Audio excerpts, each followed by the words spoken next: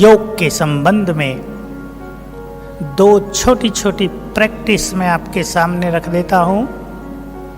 आप दिन में एक बार भी यदि कर लेंगे तो बहुत अच्छी जागृति भी रहेगी, ज्ञान भी स्मृति में रहेगा, स्मृतियां भी जागृत रहेंगी। वो दो बातें हैं, बहुत प्रैक्टिकल बात। सभी अपने अपने लौकिक घर में बैठकर परिवार के सभी सदस्यों को देखते हुए एक बार इस दृष्टि से सबको देखें, ये सभी आत्माएं हैं, हमारे घर में आई हैं।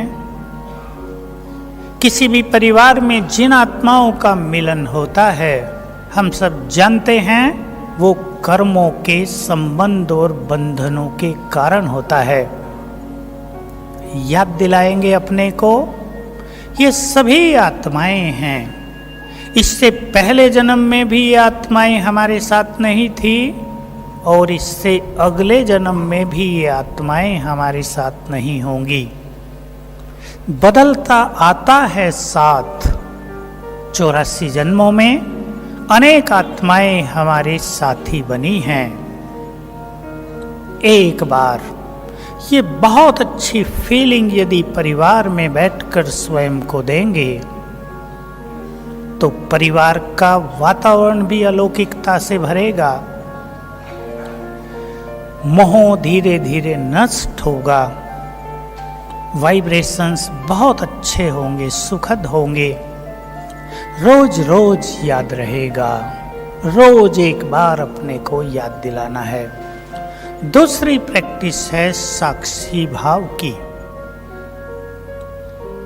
साक्षी भाव शब्द सुनकर कई मनुष्य सोचते हैं, भक्ति में भी सोचते आए। जब ये बात कही गई कि साक्षी दृष्टा होकर रहो, तो प्रश्न उठा, क्या हम अपने कर्तव्य न करें, केवल साक्षी रहें? साक्षी भाव के ज्ञान को भी बहुत स्पष्ट रूप से जानना है। साक्षी भाव अर्थात बाबा के बहुत सुंदर महावाक्य हैं साकार के, जैसे मैं ऊपर से इस संसार को साक्षी होकर देखता हूं, वैसे ही तुम भी देखो। विचार किया करें हम एक बार रोज, बाबा ऊपर बैठकर इस संसार को कैसे देखता होगा कि सभी आत्माएं अपना अपना पार्ट बजा रही हैं। सभी का एक्यूरेट पार्ट है, कुछ भी गड़बड़ नहीं है। सभी सोचा करें, बाबा ऊपर बैठकर इस संसार को किस नजर से देखता होगा। सभी निर्दोष हैं, सभी अपना पार्ट बजा रहे हैं। सतयुग से कलयुग अंत तक कैसा सुंदर ये खेल चलता आ रहा है। हम भी यहां बैठकर विचार किया करें, ये संसार का सुंदर खेल सतयुग से कैसे कैसे चलता आया है। सभी आत्माएं अपना अपना पार्ट बजा रही हैं। मुझे अपने पार्ट का आनंद लेना है। बहुत सुंदर संकल्प है ये। सभी विचार करेंगे इस पर। मैं भी एक्टर हूं, हीरो एक्टर। मुझे अपने पार्ट का आनंद लेना है। तो साक्षी होकर जितना जितना इस खेल को देखते जाएंगे, मन निसंकल्प होता ही जाएगा। इस ड्रामा के संबंध में एक बात पर और सभी को गौर करना है। बहुत गहरा महावाक्य है वो बाबा का। ज्ञान की दृष्टि से भी उसको अच्छी तरह से समझना है। जो कुछ हो रहा है वही होना चाहिए। सभी विचार करेंगे ड्रामा के इस गुह्य राज पर। इसलिए बाबा कहते हैं, न कोई प्रश्न उठे न आश्चर्य हो। क्यों हो रहा है? आश्चर्य लगे ऐसा कैसे हो गया?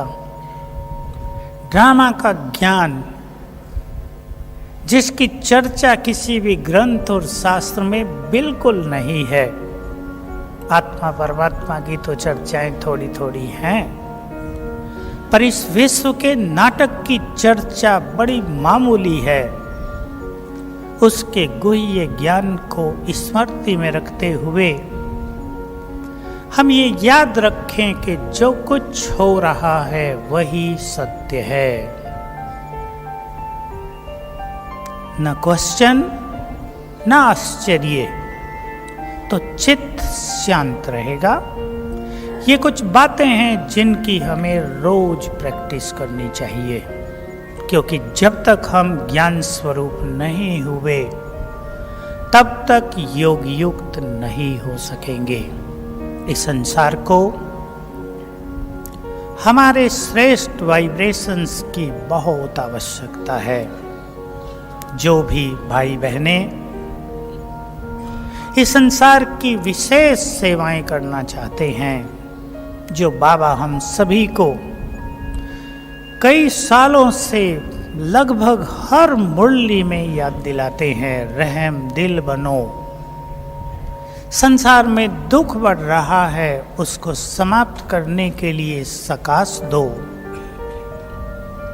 इस सीजन की पहली मुरली, उसका ये एक महावाक्य सभी ध्यान दें। यदि हम महादानी बनकर विश्व सेवा पर उपस्थित रहें, संसार को श्रेष्ठ वाइब्रेशंस देने का कार्य करते रहें, तो अपने जीवन में कोई विघ्न रहेगा ही नहीं।